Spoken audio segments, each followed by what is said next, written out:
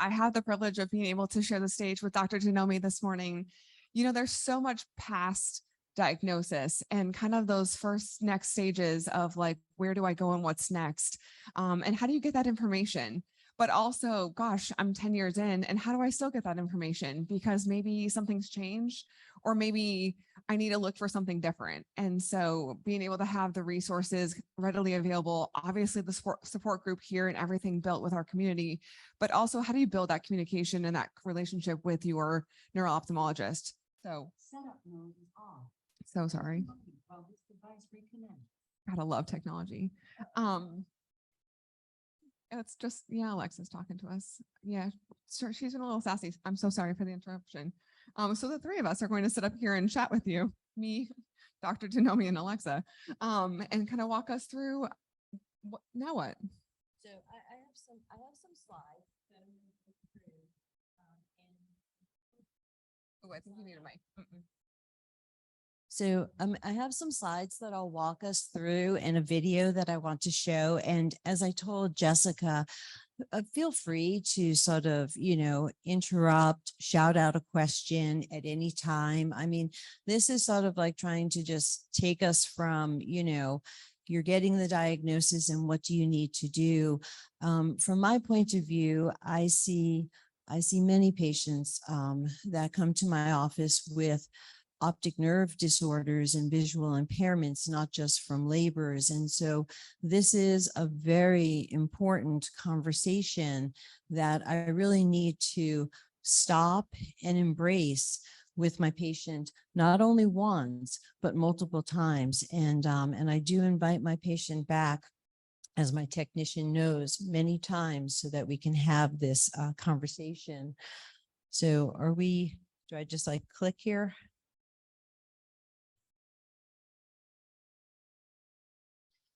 Uh-oh.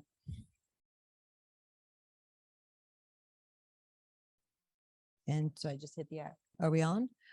Will it show up there? Okay. So I'm pretty passionate about trying to, empower my patient, I think, by just sharing information, giving information, talking to them, and really going beyond just the medical diagnosis and talking about the challenges that we may now be facing with visual impairment is very important. So, as you all know, right, this is the low vision that can't be corrected with medical or surgical intervention or with a pair of glasses. And the most important thing is that this is a very common thing that I say, is that I don't want you at all to think about that you're going to be giving up activities, except maybe unfortunately driving, but I want us to start thinking about what are the new ways that we can learn to do what you enjoy doing. And we're going to learn to do them in new ways. And that is possible. It takes a lot of effort, but we certainly can get through that challenge. So this is important because I meet my patient at a different point when we make the diagnosis, because everybody experiences their visual loss and they're at a different point, right? There's anger, there's frustration, there's despair. Some have a little bit of a glimmer of a hope. Some are completely wanting to just reject it. Some never want to talk about it. Some never want to bring a family member or a loved one to the office to even approach the subject at all. Some of them I can share information about what perhaps they might be able to do to gain some independence, and they don't want to get that information. Some of them want to absorb that information and run with it and can't get that information fast enough into their hands. So we talk about, and I talk about this to my colleagues, that this is right, an invisible disability, because people around you don't even know that you are visually impaired. It's sort of like migraine. These are things that are making the forefront. Our society is fortunately becoming more knowledgeable about these invisible disabilities, but I don't want clients that are visually impaired to be invisible. I want them to be seen. I want them to be out there, and for you to be able to do the things that you enjoy doing. And so how do we get to do that? So we need to make sure that we ask you the right questions. We need to make sure that we're asking you, what are the activities that you need to participate in on a daily basis? And is your visual loss making that difficult? It's a simple question, but it opens up the conversation. And if my patient says yes, then we can sort of go from there. And there's a litany of questions that then one needs to be asking you. Are you comfortable with reading? Do you even like to read? How do you read? On your iPhone, on your tablet, printed material? Are you having difficulty paying your bills? Can you read your emails? Who's helping you at home? Do you feel safe to drive? Can you even drive anymore? Who's helping you to get around? What is your transportation? So these are questions so that we can help them to know that we don't have to have their vision stop them, or their visual impairment stopping them from doing what they need to do. Many patients don't want to ask for help when they have a visual impairment. This is not uncommon. This is not uncommon from anybody who has any type of impairment that needs to ask for help. And so we don't want to try to have them isolate themselves. Interestingly, your friends and loved ones are really honored to want to reach out and help you. So I'm going to, in a second, play something. So, my connection to your group, once again, is as a healthcare provider, as a neuro-ophthalmologist. And as I said, because my cousin's son was then also diagnosed with Leber's about 5 to 6 years ago. And Zach couldn't be here today, but several years ago, he gave this motivational speech to the company that he works at. And he said that I could share it with you. And it sort of walks through his journey too, when he was first diagnosed in that despair. And I do remember distinctly the flurry of emails that, because Zach lived on sort of the other side of the country when he first started to get symptoms, and his symptoms were really of MS symptoms first before we knew that it was Leber's.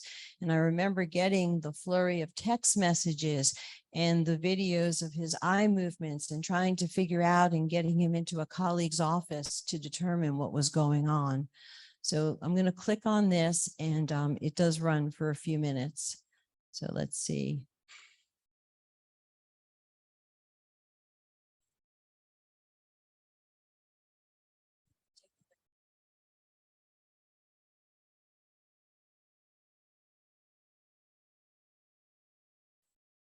When you surround yourself with a support system and a team and embrace a positive attitude, it makes any hardship or adversity that you're going to face that much easier to overcome. And when you have the desire and will to not give up, not make an excuse, or adapt through any situation. How did he get the volume up louder than before?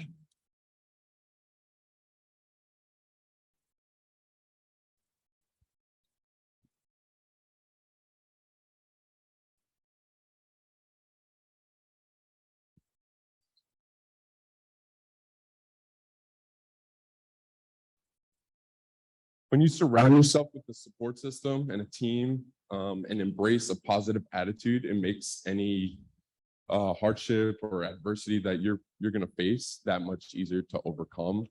And when you have the desire and will to not give up, not make an excuse, or adapt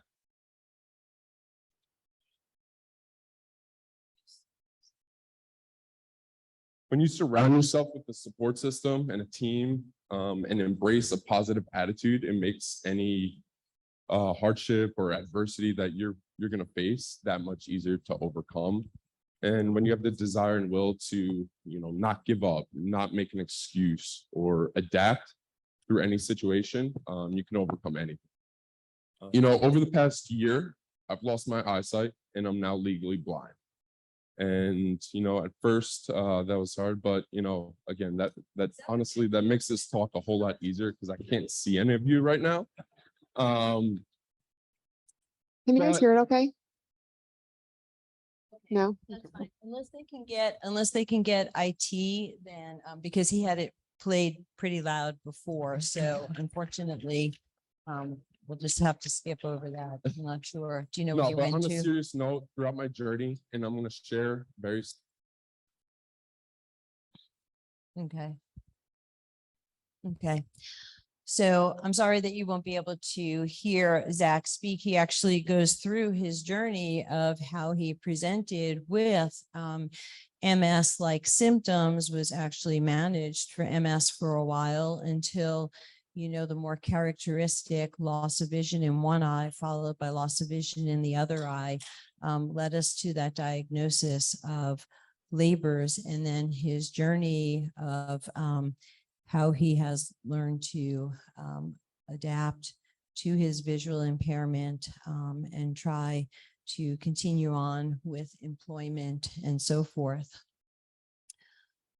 So this is, I'm not going to stand up here and profess that I am an expert at all on visual impairment or low vision, but what I will tell you is that I have a passion about speaking to this with my patients and with their family members, because I think that it's one thing to make a diagnosis, make a medical diagnosis, or deal with medical disease management, but then to go further and to talk about the challenges of what one has to go through with conquering the journey of visual impairment, low vision, and blindness is a completely different journey. And, I think last night, as someone came to accept their award, they said that, the physician had a very bad bedside manner, but did say for us to reach out to the foundation. And so I hope that my bedside manner is better, but I do hope that I offer a few tools that sometimes I know that my patient's not hearing everything in the room, right? It becomes sort of like that, like when you used to watch Charlie Brown, it was like the wah, wah, wah, wah, right? I mean, it's like volume overload when you're hearing all of this. And sometimes all you can hear is your name and blindness being, or your name and no cure being told to you. And so maybe some of the information that I give you in a folder that you walk out with will resonate and will help you to start your journey. So I do truly believe that you can live well with low vision. It's not easy, but you can live well with it, but you cannot live well with depression. So, where does the patient go? I think that there's a big job for providers to do a much better job. I am on the American Academy of Ophthalmology Low Vision Committee. I'm an advocate for them, and I go out and I actually speak to colleagues in my own community so that they become more comfortable speaking to our own patients in ophthalmology about making sure that they address the proper things for what our patients need to know how to handle their visual impairments. So where do you need to go from here? So, I start even just having my technicians talk about very simple tips that they can give some of our patients in the office and their family members. Go home and just before you're waiting to even get into a vision rehabilitation services center or so forth, just start organizing everything in the house.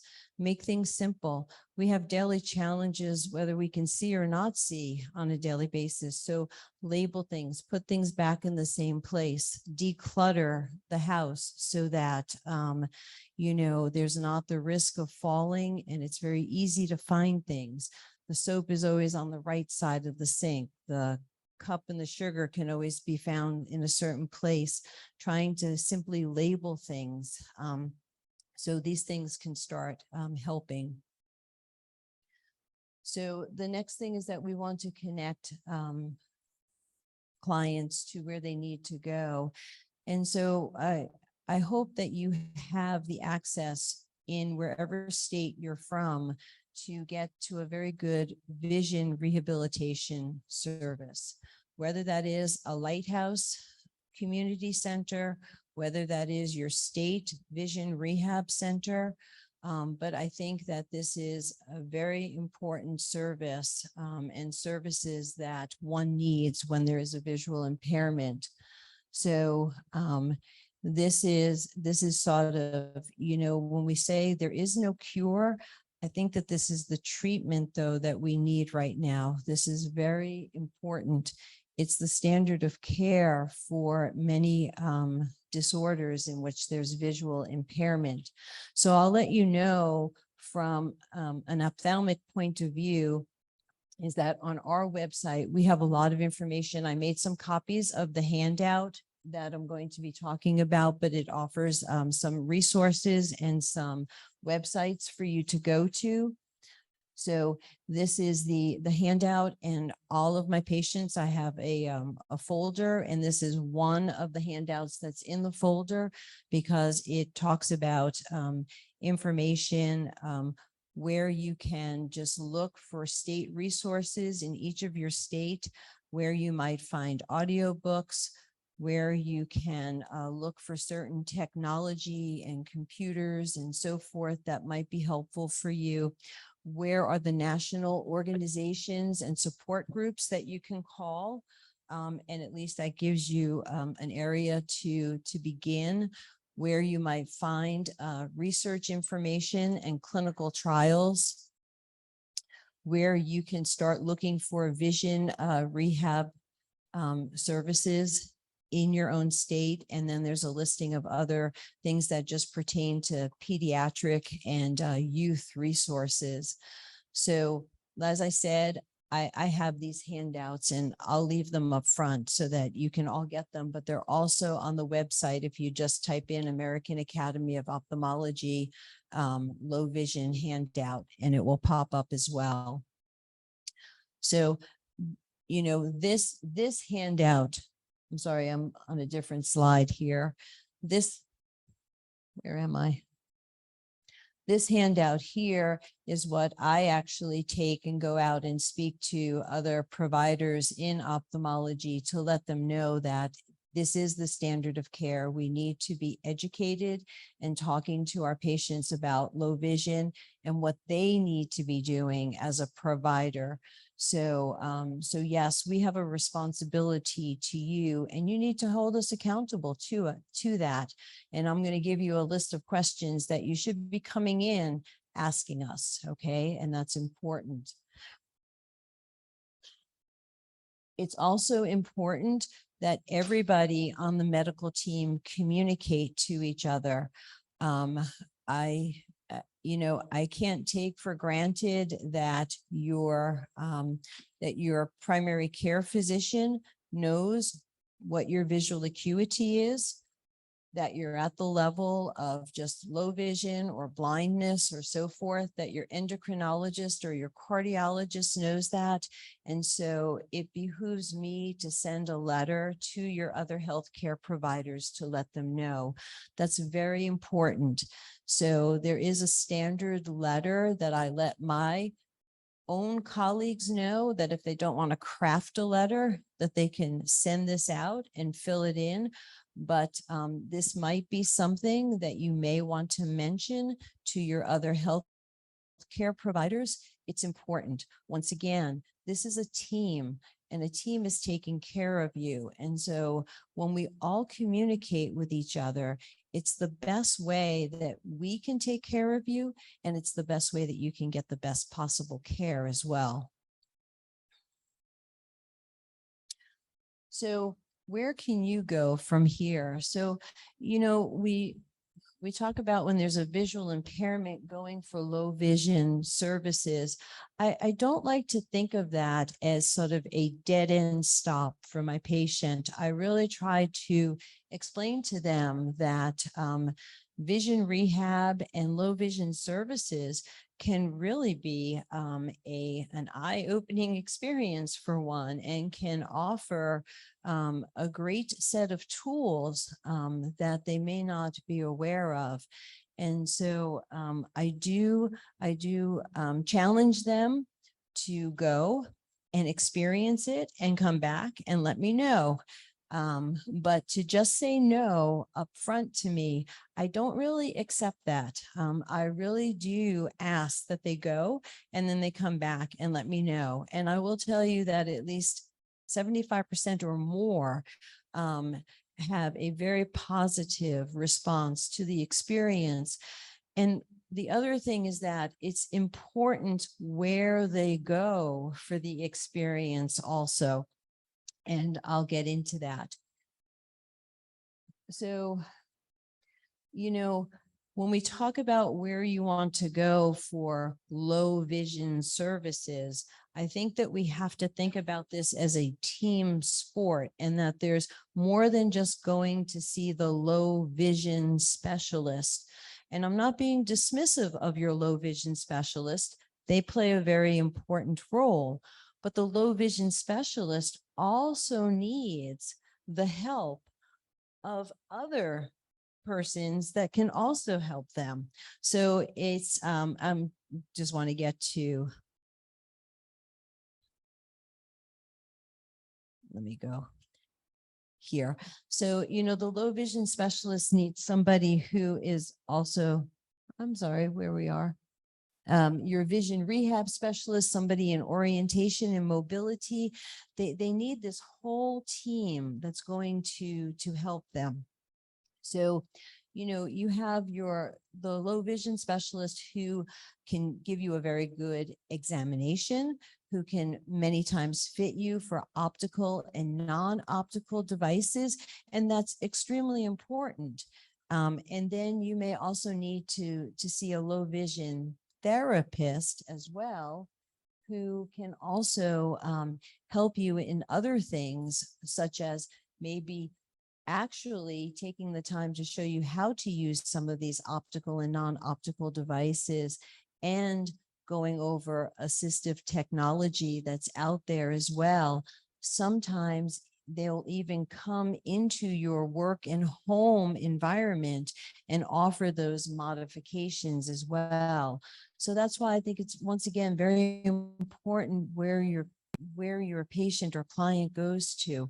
Also then having a vision rehabilitation therapist who may also then actually look at what you need to do on a day-to-day basis and come up with that sort of individual protocol, so that you can approach both your school needs, work needs, home needs, and so forth. And then most importantly, to gain independence is going through the orientation and mobility training sessions, where you can learn to travel independently in and out of your home with a visual impairment, whether that is using a cane, whether that's also combining that with GPS use. How do you navigate public transportation? How do you properly use a sighted human guide, or whether you want to think about getting other type of a guide dog or so forth. So once again, having that sort of team approach, and that's what I'm really talking about. So it's not easy. It's hard to find who can pay for all of this as well. Sometimes some of the sessions, the low vision sessions, can be covered but not the devices that are out there. Sometimes you have to really advocate, and it has to be coded and recoded again, because if it's not coded properly with the visual impairment first and the diagnosis second, it might get kicked out. That's a whole other thing unto itself. And so you want to make sure that you have somebody who is advocating to help you with that as well. So I'm going to just go through this list here. What should I ask my doctor? I think that any question is pretty fair game when you come into my office. But I think that, you need to make sure that you understand what your diagnosis is. Here in the labor's community, that you have your labor's diagnosis, but what is your visual acuity at that time? This is, of course, I have other patients with other disorders, but what else should you look for? As we said, that there's other associations with just LHON. And then what kind of lifestyle changes do you want to make? What are the treatments available? Well, as we mentioned, they went through, should you be taking some of those vitamin supplements or not? These are all conversations to be had with your physician, with your provider, who should be on your team of providers. And that's important to know. And that's sort of something that we come up with, and I come up with when I have a patient who's been diagnosed. After they go to the genetics counselor, we'll sort of say, I'm now your eye care provider. And you'll also need to be seeing, maybe you've gone through the baseline screening, but yes, now you'll need to see the medical doctor or the endocrinologist every 6 months or every 12 months. So who's on your team? Who's quarterbacking for you? So that's very important. Are there any treatment trials available, and how can you find those? And so once again, those are in the handouts that we provide for them, and just making sure that you go to those websites and checking on them to see if there's been any updates. So once again, those questions are very important. I know that this is just sort of an overview and a potpourri of things, but I think that when you first get diagnosed, it is completely overwhelming, right? Everyone has said that. And there's a lot of information that is out there and so forth. But I think that it is very important very early on, even when maybe there is just minimal visual loss, to get involved early with a vision rehabilitation specialist team, because to learn some of these techniques early on is very important. If you go on to further visual loss, you have the facility, you can adapt to using those techniques much more easily. And you become more willing to learn those techniques then if there is further visual impairment. I do a lot of things outside of the office right now. The medical students and I've reconstructed my community team. We're going out starting again in September because we had COVID that sort of blocked us, but I'll be going back out to the Arizona public schools, speaking to the grade school children. So I will go out to the schools where there are visually impaired students that have been placed in certain schools, so that one, we can educate the other students and the teachers, as well as the other families in those schools, as to what it means to be visually impaired, what to expect in the classroom when there's a visual impairment, how to approach a person who has a visual impairment, how you can help them, and so forth. And then we go out to schools even where there's not a student who has a visual impairment, just so that we can teach the community about visual impairment and dispel those myths that are out there about this invisible disability. Because if we don't learn about it, and if the children don't learn about it early on, then, they're not going to be willing to maybe hire someone with a visual impairment, and take them on and so forth, and not be frightened by that or so forth. So I'm hoping that we'll be up and running and doing a lot more of that going out in the community. So I'm going to just open it up to Jessica if anybody has any questions or so forth. Yeah, no, thank you. A couple questions. First of all, like so thankful that you're out there spreading and advocating for people that are visually impaired as a neuro-ophthalmologist. So that's first, like that's huge. I don't know if we have a ton of that. And so that's obviously, we created resource documents as our team ourselves that were presented yesterday. So that's, we'll have to kind of work on collaborating that. But first of all, so thank you for being out there and advocating. You kind of touched on a little bit of low vision. And a lot of us have maybe worked with a low vision specialist or voc rehab and things like that. Sometimes we find a fit, right? Like sometimes it works for us and we're like looking for the right one. I think we briefly had talked about like really, how do you find the right low vision specialist and what do you look for? Like what questions should we ask to kind of make sure they're fitting our needs?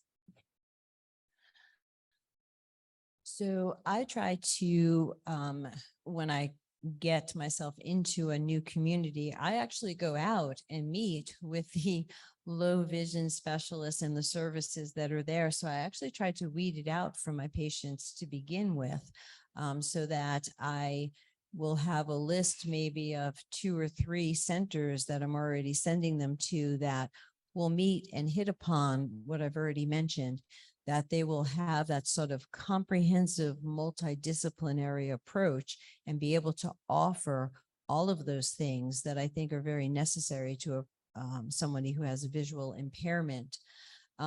If you don't have that ability, then I think it is important, like I said, yes, you start off with a low vision specialist where they will give you a low vision exam and, make sure that your spectacles are optimized for the vision that you have remaining, offer you some other non-optical devices, such as talking devices, magnifiers, and magnifiers are not for everybody. Just making something larger is not the end all. And so we have to be very cautious about, we can spend a lot of money buying magnifiers, but it may not be appropriate for everybody with a low vision or a visual impairment. So then advocating for yourself and making sure that then there is somebody there who can actually go through an individual plan with you and offer going through assistive technology with you, and making sure that even if they can come into your home and look at what needs to be modified for you on a work basis, a home basis, if you're still in the classroom. Yeah, that's such a great point. Oftentimes we're sometimes diagnosed and gosh, like I did not have the sort of like treatment that often I was told my diagnosis and then I was like Googling. And so to kind of hear the change of movement that we're making is pretty exciting. But what happens, like sometimes someone will maybe not leave your office because you give them a lot of resources, but someone gets diagnosed and then there is definitely some lag time between the time that you could maybe get into voc rehab. Oftentimes there's a wait time of a year sometimes, or if you're not with an employer to be able to get these resources. Or so what do you recommend for us to do in that intermediate time if maybe we can't get to resources like low vision or voc rehab? Yes, I think I don't know why there is such a long wait time. That is just that's another whole entity that needs to be addressed. I think that in the meantime is definitely seeking Vision Aware is a very good website, and seeking a lot of the things that they talk about there. So let me back up a little bit. So I will then, if my client can't get into the full vision rehabilitation services, then we start with a community low vision specialist. Okay, so we start there. And then from there, looking at resources on the internet that they can start using for assistive technology. Thankfully, everyone has phones now and so forth, and there's so many apps that are out there that will, you can hold up, it will identify colors for you, it will read the product that you're looking at. It can identify the money, right? So that you know the denomination that you're using. And so I have a list of these apps as well that I give to them in my folder. They're all on my phone as well. Many times we sit there in my office and we go through them. So I do hope that through some of the resources that they can find the apps that are available to them. So those are some of the things that we have to do in the interim as well. There's also the Be My Eyes app, if you're not aware of that, where there's actually a live person on the other eye of the app in real time who will gain access to your camera if you allow them to, and can help you with something that you might be challenged with in your home at any given time, and walk you through that. So yes, and also, recently too, you'll see them in the airports too. There is, as soon as you get into the airport, you can log in, and there is an app that will guide a visually impaired person from gate to gate as well. There's one that just does it digitally, but there's also one where in real time you can have a real person actually conduct you through and get you to where you need to go. So you're right. It's very hard, right, to get all of this information. I have to hope that they have a wonderful support group like this, but not all of my patients have LHION. Some of them have optic neuritis or, loss of vision from MS or from other disorders, and they need to get this information. Or are misdiagnosed, or it takes us a long time, like that process. And sometimes Absolutely. so long. The app you were talking about in reference at the airports is IRA.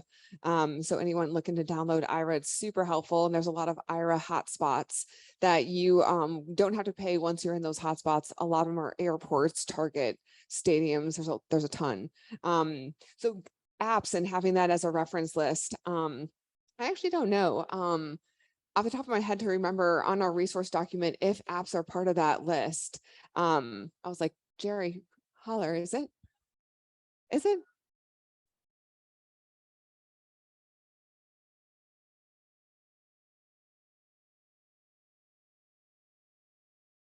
Okay.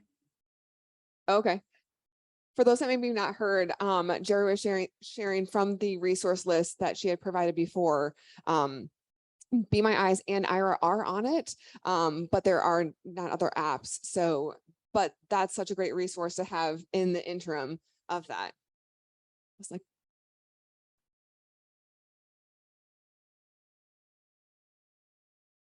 doctor on the move. I was like, where'd she go? I'm back. That's so awesome. Give the handouts. Oh, that's so great. I was like, that's fantastic. Where'd she go? But no, just to be able to kind of have that intermittent resources and whatever would be able to help. Kind of bringing us back also towards, let's say I've been diagnosed for a couple of years, and then what? Like, what if things change? What if I want to switch jobs? And maybe like my doctor is my best resource, and I'm like, now what do I do from here? Or maybe my vision's changed. I know I kind of have some vision fluctuation just personally. If I'm super stressed out, my vision gets a little crazy. Or maybe didn't get enough sleep. There's always those kind of things that we should still be aware of, and still be aware that eye care is still important, even though we have LH1, still going to the doctor. What if we want check-ins? Like, what should I be asking 5 years later?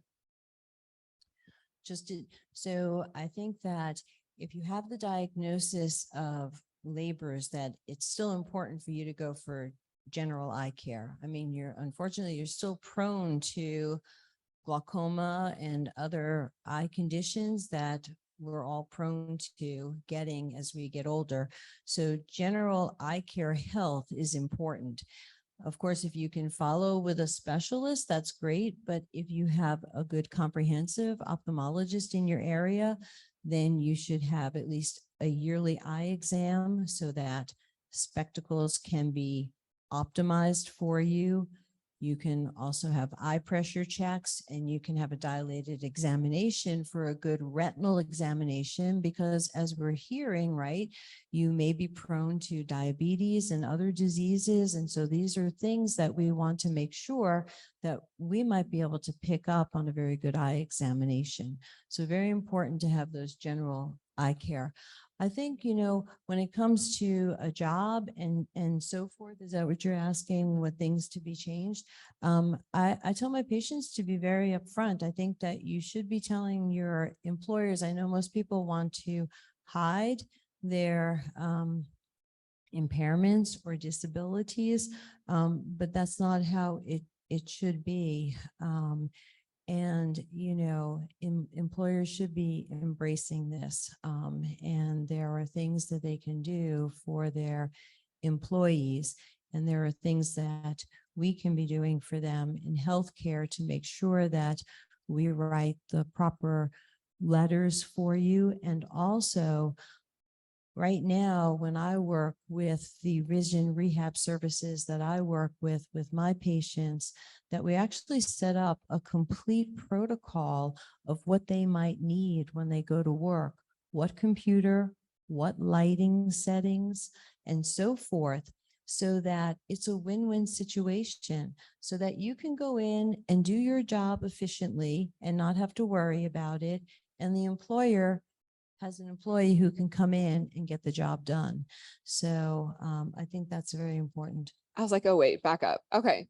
So when I leave your office, you provide a I don't provide that. I send you to the vision okay. rehab services for that. And then you ask the low vision specialist to provide a full list, like Jessica needs a PC with this. She may consider Zoom text or JAWS, like you kind of So ask them. a low vision specialist alone won't do that. Like I said, it's sort of that comprehensive approach that they can provide that for you. Yes. Okay. So yeah, definitely asking for that robust report. This all sounds common, and I think it sounds common to us because we have such an amazing support network. So, I mean, I look at it in two ways. Well, one, he's a teenager, so many of them don't know what they want to do, right? But I look at it in a different way. I mean, I think that you're going for services just to see all of the tools that are available for you, and to learn about the assistive technology that is there. I don't think that it sets you on one defined pathway. So I think that it's very important. I think so I'm going to speak now sort of outside of the box, just on visual impairments, not with LHON, but I think that when persons are visually impaired just down to 20/40 or 20/60 vision, that they should start learning some of these tools that are available for them, because it affects what they do on a day-to-day basis. So sometimes just not knowing what's available to you, you don't know how it might be helpful or impactful on your day-to-day basis. Jerry, I'd like to make one point. A lot of these services that we talked about are not only for the young, and they're not only for people who maybe are more financially challenged. Most of these business services are available for anyone. So if you're older and you think you might not qualify because you're financially stable, so you don't know where to go for people to learn how to use accessibility, it is there available for you if you're not needs-based programs. Great point. This handbook that we're giving are being given to our neuro-ophthalmologists in other states, so they can pass it on. Because when my was diagnosed, the neuro-ophthalmologist was like, "This is they have CNS daily." Figure it out. So Give them what? Oh, we share this with this. I Absolutely. I spoke to, so when Lisa first met me, I actually gave a talk on low vision to all of the, at the National Neuroophthalmology Conference. And I shared this handout and I actually walk through, things that are available for providers and, talking, at the healthcare level, how we should approach low vision. And that's what I'll be speaking about also in Chicago in September. So absolutely, yes, this is available to them on their website as well. Yes.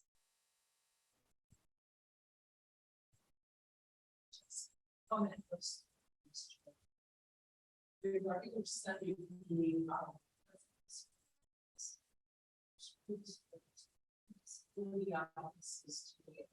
the amount of technology.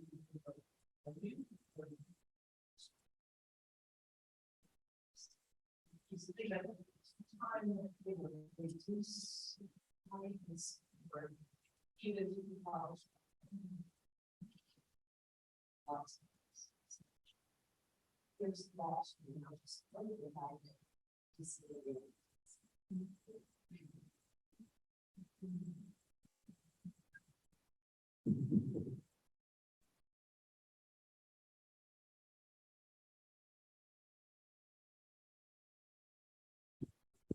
Mom, any other questions?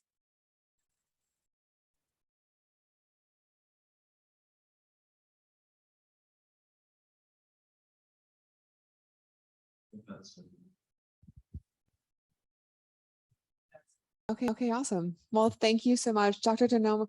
Thank you for advocating. It's refreshing. I feel like I just wanted to cheer most of the time in my head because I was just so thankful and so surprised that that wasn't my personal experience. And I mean, many of you maybe not had this as well. So just thankful that you are on this journey with us, cheering and advocating and educating along the way. So thank you for doing that. Thank you for being part of this, and this